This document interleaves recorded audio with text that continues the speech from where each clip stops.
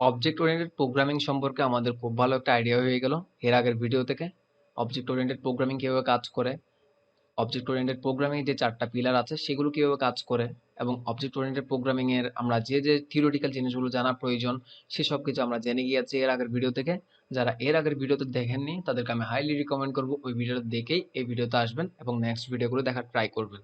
ওই ভিডিওটাই হচ্ছে আপনাদের এই অবজেক্ট ওরিয়েন্টেড প্রোগ্রামিং এর যে প্লেলিস্ট আছে সেটার হচ্ছে ওয়ান কাইন্ড অফ ভিত্তি বলতে পারেন, যেটা থেকে হচ্ছে আপনারা অনেক কিছু জানতে পারবেন। তো অবজেক্ট ওরিয়েন্টেড প্রোগ্রামিং এর মানে হচ্ছে অল অ্যাবাউট অবজেক্ট, যেখানে নাম শুনে আপনারা বুঝতে পারছেন অবজেক্ট ওরিয়েন্টেড প্রোগ্রামিং, যেখানে আমাদের সবকিছু অবজেক্ট আকারে চিন্তা করতে হবে, অবজেক্ট কিভাবে কাজ করে সেগুলো জানতে হবে। তো এখন how do you make object in object oriented programming, আমরা অবজেক্ট কিভাবে ক্রিয়েট করবো অবজেক্ট ওরিয়েন্টেড প্রোগ্রামিং, সেটা আপনাদের কোয়েশ্চেন আসতে পারে। তো আমাদের অবজেক্ট ক্রিয়েট করার জন্য আমাদের তিনটা ওয়ে আছে, একটা হচ্ছে ফাংশন কনস্ট্রাক্টর, একটা হচ্ছে ক্লাসেস, আর একটা হচ্ছে object dot create. Function constructor হচ্ছে ফাংশন দিয়ে কিভাবে আমরা একটা অবজেক্ট ক্রিয়েট করতে পারি, সেটাই হচ্ছে ফাংশন কনস্ট্রাক্টরের কাজ। এবং ফাংশন কনস্ট্রাক্টর ইউজ করা হতো ES5-এ, মানে হচ্ছে ES6 আসার আগে। বাট এখন যেহেতু ES6 চলে এসেছে, ES6 চলে আসার পর আমরা ইউজ করি ক্লাসেস। বাট ক্লাসেস হচ্ছে one kind of syntactic sugar. Syntactic sugar কেন বলা হচ্ছে, function constructor behind the scene মানে যেভাবে কাজ করে সেটা হচ্ছে ক্লাসেস বিহাইন্ড দ্য সিনস কাজ করে থাকে। তো ক্লাসেস আসার মেন রিজনটা হলো আমাদের কোডকে আরো সহজ করা, আমাদের ডেভেলপারদের কোড করতে আরো ইজিয়ার হওয়া, আমরা যাতে খুব সহজে কোড করতে পারি এবং কোডের রিডেবিলিটি বাড়ে, সে কারণে হচ্ছে ক্লাসেসটা এসেছে। এবং এখানে হচ্ছে ES6 আমাদেরকে অনেক বেশি হেল্প করছে। তো এবং অবজেক্ট ডট ক্রিয়েট হচ্ছে এমন একটা সহজ একটা ওয়ে যে যার মাধ্যমে আমরা খুব স্ট্রেট ফরওয়ার্ডলি খুব সহজেই একটা অবজেক্ট ক্রিয়েট করে নিতে পারি। ফাংশন কনস্ট্রাক্টর, এই জিনিসটা যদি আমরা জেনে যাই আমাদের ক্লাসেস কিভাবে কাজ করছে সেটা জানা খুবই সহজ হয়ে যাবে। তো আমরা প্রথমে জানবো ফাংশন কনস্ট্রাক্টর কি, ফাংশন কনস্ট্রাক্টরের মাধ্যমে আমরা কিভাবে একটা অবজেক্ট ক্রিয়েট করতে পারি সেটা। তো চলুন আমরা চলে যাই আমাদের ভিজুয়াল স্টুডিও কোড এডিটরস এবং হচ্ছে আমাদের ব্রাউজারে কোড করতে করতেই শিখে যাই। আপনারা দেখতে পাচ্ছেন আমার বাম পাশে রয়েছে আমার ভিজুয়াল স্টুডিও কোড এডিটরস, আপনারা যে কোনো এডিটরস ইউজ করতে পারেন। এবং আমার ডান পাশে রয়েছে আমার ক্রোম ব্রাউজার, আপনারা যে কোনো ব্রাউজার ইউজ করতে পারেন। আমি রাইট বাটন দিয়ে ইন্সপেক্ট করলাম, কারণ হচ্ছে আমাদের সব কাজ হবে আমাদের ইন্সপেক্টে, মানে হচ্ছে কনসোলে দেখবো। কেননা আমাদের ব্রাউজারে স্ক্রিনের মধ্যে কোনো কিছু ভিজুয়ালি দেখার কোনো কিছু নেই, এখানে আমরা যেহেতু কনসেপ্টগুলো বুঝতে আসছি, নিশ্চয়ই যখন আমরা প্রজেক্ট করতে যাব তখন আমরা সবকিছু ব্রাউজারে দেখবো। তো প্রথমেই হচ্ছে আমরা যা করবো সবকিছু কনসোলে দেখতে পারবো। তো প্রথমে আমি একটা ফাংশন ক্রিয়েট করে নিই, কনস্ট হচ্ছে কম্পিউটার কম্পিউটার, এটা তো নর্মাল একটা ফাংশন ক্রিয়েট করলাম। আমি এখন কনসোল করে দেখবো কনসোল ডট লগ দিস। আমার এই ফাইলটা আমার HTML ফাইলের সাথে কানেক্ট করা আছে, তাই হচ্ছে আমরা এখানে যে জাভাস্ক্রিপ্ট কোডগুলো লিখবো সেগুলো আমাদের এখানে এক্সিকিউট করবে ডান পাশে ব্রাউজারের নিচে কনসোলে, যেহেতু আমি কনসোল করছি। তো আমি যদি কম্পিউটারটাকে রান করে দেখি সেভ করে, এখন দেখতে পাচ্ছেন আমাদের একটা উইন্ডো একটা অবজেক্ট দিচ্ছে, যে উইন্ডোটা আমাদের ব্রাউজারের উইন্ডোকে রেফার করছে। বাট আমি চাচ্ছি না এরকম কোনো একটা অবজেক্ট, আমি চাচ্ছি কোনো একটা এমটি অবজেক্ট, নতুন কোনো অবজেক্ট যেটা আমাদের ক্রিয়েট করে দেবে, যেটা নিয়ে আমরা কাজ করতে পারবো অবজেক্ট ওরিয়েন্টেড প্রোগ্রামিং এর মতো করে। তো সেটা আমরা কিভাবে করতে পারি, তো সেটা করার জন্য আমি একটা কনস্ট নামে ভেরিয়েবল নিলাম, যে ভেরিয়েবলের নেম দিলাম হচ্ছে পিসি, এবং আমার ফাংশন যেটা আছে সেটা কল করলাম উইথ নিউ কিওয়ার্ড, এতটুকুই। এখন আমি যদি নিউ কিওয়ার্ড দিয়ে কল করি তখন দেখতে পাচ্ছেন একটা অবজেক্ট। কেন কেন এটা কেন হলো, এটা আপনাদের কোয়েশ্চেন হতে পারে। নিউ কিওয়ার্ড দেওয়ার পর একটা অবজেক্ট ক্রিয়েট হলো, এমটি অবজেক্ট। বাট আমরা যখন নিউ কিওয়ার্ড দিচ্ছি না তখন কিন্তু আমাদের একটা উইন্ডোকে রেফার করছে। সেটা কেন হচ্ছে সেটা আমাদের জানাটা হচ্ছে খুবই জরুরি, তাহলে বুঝতে পারবো অবজেক্ট ওরিয়েন্টেড প্রোগ্রামিং কিভাবে কাজ করে সেটা। নিউ নিউ কি জিনিস সেটা আমি আমার এর আগের ভিডিওতে আমি স্লাইডের মাধ্যমে বুঝিয়েছিলাম। নিউ দিলে হচ্ছে আমরা কোনো একটা কিছুর ইনস্ট্যান্স ক্রিয়েট করে থাকি। তো এখানে আমি ইনস্ট্যান্সিয়েট করছি আমার নতুন একটা পিসি, যেটা হচ্ছে আমরা নতুন একটা পিসি এই কম্পিউটার থেকে ক্রিয়েট করছি। তো যে কারণে হচ্ছে আমাদের এটা মানে এই অবজেক্টটা ক্রিয়েট হলো। এখন কেন এই অবজেক্টটা ক্রিয়েট হলো সেটা জেনে নেই। এটা হচ্ছে আমরা ক্রিয়েট করলাম কি ফাংশন, নিউ দেওয়ার পর এটা হচ্ছে কনস্ট্রাক্টর ক্রিয়েট হচ্ছে। তো ফাংশন কনস্ট্রাক্টর যদি আমাদের ইউজ করতে হয়, ফাংশন কনস্ট্রাক্টরের চারটা রুলস আছে, মেন চারটা রুলস। তো প্রথমে আমাদের জানতে হবে 4 রুলস অফ ফাংশন কনস্ট্রাক্টর। এখানে যদি আমি কোনো রকম ইংলিশ যদি ভুল করে দেখে আপনাদের বোঝাতে গিয়ে ক্ষমা সুন্দর দৃষ্টিতে দেখবেন, কারণ আমার এখানে মেন উদ্দেশ্য হলো আপনাদেরকে প্রোগ্রামিং শেখানো, সেজন্য। আচ্ছা, তো চারটা রুলস এর মধ্যে আমরা প্রথমে যে রুলসটা আছে, প্রথম রুলস যেটা সেটা হচ্ছে ক্রিয়েট অ্যান্ড এমটি অবজেক্ট একটা আপনাদের জন্য একটা এমটি অবজেক্ট ক্রিয়েট করবে, ঠিক সেম এরকম। এটা কিভাবে করে, যখন আমরা নিয়ে দিব তখন হচ্ছে আমাদের জন্য একটা নতুন একটা অবজেক্ট ক্রিয়েট করবে। তাহলে ওদের 4টা রুলসের মধ্যে আমরা প্রথম রুলসটা জানা হয়ে গেল। এখন জানবো হচ্ছে সেকেন্ড রুলসটা। সেকেন্ড রুলসটা হলো নিউ অবজেক্ট যেটা আমরা ক্রিয়েট করলাম, ফাংশন যখন আমরা দিস কিওয়ার্ড ইউজ করব, যেমন ফাংশন ইজ কল্ড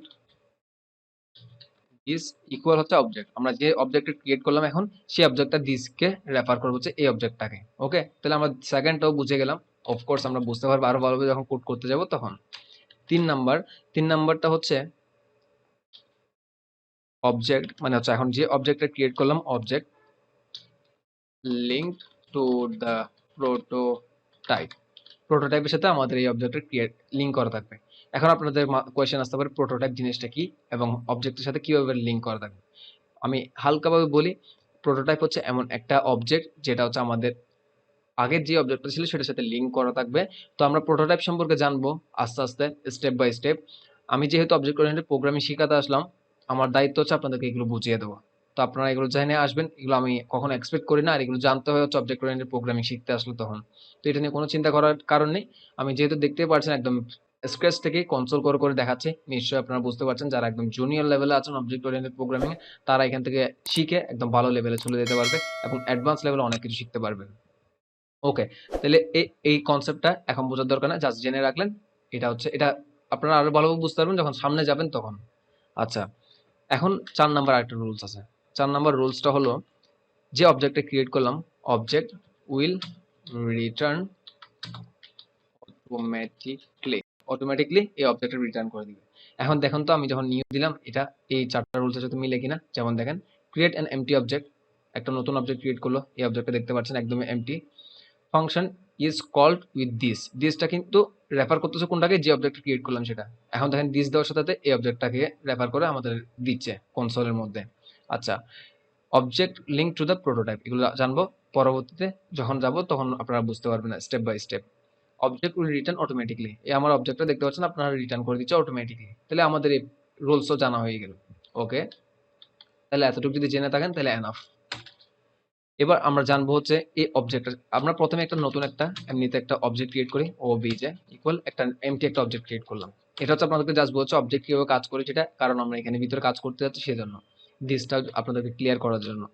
এখন আমি যদি এই অবজেক্ট যেটা ক্রিয়েট করলাম এই অবজেক্ট ভেরিয়েবলে রাখলাম, সেখানে কোনো একটা কিছু অ্যাসাইন করতে যাচ্ছে, তাহলে সেটা কিভাবে করতে পারি নিশ্চয়ই আপনারা জানেন। ওবিজে ডট যদি নেম ইকুয়াল, যদি আমি যদি এখানে যদি কিছু একটা লিখে দিই কোড এবিসি, তাহলে নিশ্চয়ই সেটা অবজেক্টের মধ্যে থেকে যাবে। এখন OBJ dot playlist, playlist equal যদি আমি 20টা প্লেলিস্ট আছে সেটা যদি এখানে লিখি, তাহলে নিশ্চয়ই সেটা অবজেক্টে থাকবে। আমি যদি এখন কনসোল ডট লগ যদি ওবিজে করি, তাহলে নিশ্চয়ই এখানে দেখতে পারবেন আমার অবজেক্টটা আছে, যেটা হচ্ছে নেম কোড আইবিসি, প্লেলিস্ট হচ্ছে 20টা আছে সেটা দেখাচ্ছে।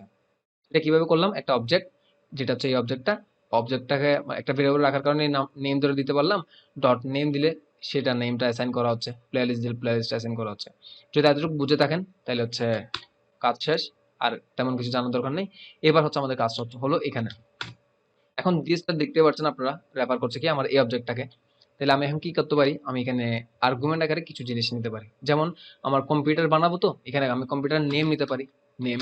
আরেকটা নিতে পারি হচ্ছে মডেল। ওকে, তো আমি যদি এখন যদি আমার অবজেক্ট যেটা ক্রিয়েট করা হলো সেই অবজেক্টটা নিয়ে দেওয়ার পর নিশ্চয়ই একটা অটোমেটিকলি ওরা একটা অবজেক্ট ক্রিয়েট করে থাকে। সেই অবজেক্টটা কি করতে পারি, আমরা দিসের মধ্যে পাচ্ছি অবজেক্টটা দিস। এখন যদি আমি নেমগুলো রাখতে চাই, this dot name, sorry, this dot name equal হচ্ছে কি নেম, তারপর দিস ডট মডেল ইকুয়াল হচ্ছে মডেল, মডেল। এটা কিভাবে হলো, এই ঠিক সেম এই কাজটা object dot name object dot playlist, এটা বোঝানোর জন্য আমি আপনাদেরকে এই জিনিসটা এক্সট্রা ভাবে করালাম। তো এখন যদি আমি এখানে যদি একটা প্যারামিটার আকারে দিই, এখানে সাপোজ দিলাম ডেল, আর হচ্ছে এখানে দিলাম হচ্ছে ডিকে 24, এটা আমি নিতে দিলাম, এটা এগুলো কোনো কিছু নেই, হয়তো থাকতেও পারে আমি জানি না, নিতে দিলাম। আচ্ছা, এখন যদি সেভ করি, সেভ করে অফকোর্স আমার কনসোল করতে হবে, নিশ্চয় আমি এটা পিসি দিব না, আর এখন সেটা ডেল, ডেল দিলাম। এখন যদি আমি কনসোল করে দেখি, ডেল সেভ করলাম, এখন দেখতে পাচ্ছেন নেম ঠিক সেম ভাবে ডেলটা আছে আর মডেল যেটা দিয়েছে সেটা আছে। ওকে, এবার আপনাদেরকে নতুন একটা জিনিস বলি। যেমন দেখেন আমি এখানে নিউ দিলে আমাদের সবসময় আমরা যে ব্লু প্রিন্টটা ক্রিয়েট করলাম এটা হচ্ছে ওয়ান কাইন্ড অফ এখন ব্লু প্রিন্টের মতো হলো। যেমন দেখেন আমি বলি, আমি আপনাদেরকে আমার স্লাইডে বলেছিলাম একটা ব্লু প্রিন্ট যেটা থেকে হচ্ছে আমরা মেইন জিনিসগুলো ক্রিয়েট করব। এখন আমরা জাস্ট একটা কম্পিউটার একটা, এটা হচ্ছে ব্লু প্রিন্ট ক্রিয়েট করলাম, এটা কিন্তু মেইন কম্পিউটার না। যখন আমরা নাম দিব, মডেল দিব, আমরা এখানে জিনিসগুলো দিব, তখনই তো একটা পিসি ক্রিয়েট হবে। এখন দেখেন এটা হচ্ছে একটা পিসি ক্রিয়েট হলো, মানে একটা কম্পিউটার ক্রিয়েট হলো।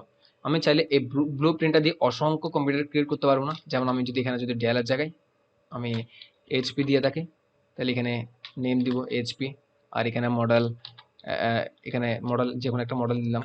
আর এখানে যদি কনসোল করে যদি আমার এইচপিটা দেখতে চাই, দেখা যাবে আমার এইচপিটা চলে আসলো, নেম এইচপি, আর হচ্ছে মডেল হচ্ছে যেটা দিলাম সেটা। তাহলে বুঝতে পারছেন একটা ব্লু প্রিন্ট থেকে আমি অসংখ্য অনেকগুলো বানাতে পারি। এখন ব্লু প্রিন্টের কনসেপ্টটা ক্লিয়ার হয়ে গেল, এনাফ, এতটুকু যদি বোঝেন এনাফ। এখন শুধু একটা জিনিস বলবো, আমরা যখন কোনো একটা কনস্ট্রাক্টর ক্রিয়েট করতে যাব, তখন আমাদের এই নেম যেটা দিব কম্পিউটার, এটা এতটুকু কাজ করছে। বাট আমরা যদি সিটা বড় হাতে দিই একটু ভালো হয়। কেন ভালো হয় সেটা বোঝাচ্ছি। তাহলে হচ্ছে যেমন দেখেন এই সি এখনো ঠিক সেম ভাবে কাজ করছে, কোনো চেঞ্জ নেই। এটা শুধুমাত্র একটা কনভেনশন যে আমরা সবসময় বড় হাতের যে লেটারটা সেটা হচ্ছে বড় হাতে রাখবো। কেন রাখবো সেটা এবার বলি। যেমন আমরা অনেক বড় কোড বেসে কাজ করতে পারি, তো ওই কোড বেসে যখন কাজ করব সেটার আগে যে আমার নিউ ইউজ করতে হবে, যদি আমি যদি এটার মতো রাখি সি এর মতো করে, তাহলে কিভাবে সে বুঝবে আমার এটার আগে নিউ ইউজ করতে হবে? সেটা বোঝার জন্য হচ্ছে মেইনলি হচ্ছে আমার ফার্স্টের যে লেটারটা সেটাকে আমরা বড় হাতে রেখে থাকি।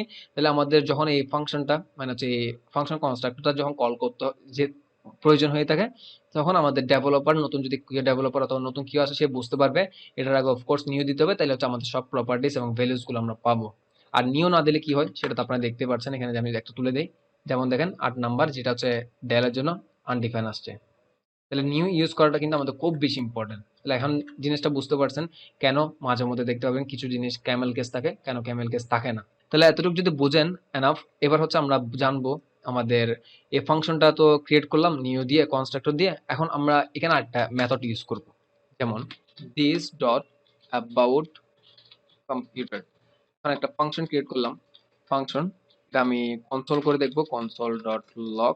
এখানে আমি ব্যাকটিক ইউজ করে দেখবো, দিস কম্পিউটার নেম ইজ, আচ্ছা আমি কার্লি ব্রেসেস দিয়ে এখানে দিলাম this dot name and the model is this dot model. এখন যদি আমি আমি যদি এখন যদি এই জিনিসটাকে আমি যদি এখন কল করি ডেল ডট অ্যাবাউট কম্পিউটার এবং হচ্ছে HP dot about computer, save করলাম। এখন নিচে দেখতে পাচ্ছেন এখানে my computer name is Dell, this computer name is Dell and the model is DK, এটা যেটা মডেল নেম ছিল সেটা। This computer name is HP, HP এর জন্য এটা করছে যেমন এখান থেকে, তো ওর মডেলটা দেখিয়ে দিচ্ছে। ওকে, গুড, খুব সুন্দরভাবে কাজ করছে এটা। না, এবার হচ্ছে আমি একটা জিনিস দেখেন, আমার এইচপিটা তুলে দিলাম, মুছে দিলাম, শুধু আমার ডেলটার প্রয়োজন, সেজন্য ডেলটা এখানে কনসোল করছে। তাহলে আমার এখানে কিন্তু আমার এইচপিটার প্রয়োজন নেই। আমার এরকম অনেক কিছু হতে পারে যে আমার কিছু কিছু জিনিস প্রয়োজন না হতে পারে। তাহলে আমার এই মেথডটা যখন আমি যদি এখানে এইচপিটা কনসোল করার কারণে পুরো অবজেক্টটা এখানে দেখেন আমার অ্যাবাউট কম্পিউটারটা আছে। তাহলে আমার এই অ্যাবাউট কম্পিউটারটা কিন্তু আমার এই অবজেক্টের জন্য কোনো প্রয়োজন নেই, তাই না? তাহলে শুধু শুধু আছে না এই মেথডটা, তাহলে এটা আমার কোডের পারফরমেন্স নষ্ট করতে পারে না? নিশ্চয়ই পারে। এত যেটা আমাদের প্রয়োজন নেই সেই জিনিসগুলো, আননেসেসারি জিনিসগুলো আমরা রাখবো কেন? সেটাকে আমরা চাইলে কিন্তু অন্য একটা জায়গায় রেখে ওখান থেকে রেফারেন্স আকারে নিয়ে নিয়ে ইউজ করতে পারি। তাহলে হচ্ছে আমাদের কোডের পারফরমেন্স ঠিক থাকবে। তো সেটা আমরা কিভাবে করতে পারি? সেটা করার জন্য আসে হচ্ছে প্রোটোটাইপ। এখানে যে আপনাদেরকে এখানে বলেছিলাম link object link to the prototype. তো এই প্রোটোটাইপ কি জিনিস সেটা এখন জানবো হচ্ছে আমরা যখন এই জিনিসটা এখন অন্য একটা প্রোটোটাইপে রাখবো তখন। তো সেটা জানার জন্য আমাদের নেক্সট ভিডিওতে যেতে হবে। এই ভিডিওটা আমি আর লেন্দি করতে যাচ্ছি না। ততক্ষণ ভালো থাকবেন, সুস্থ থাকবেন।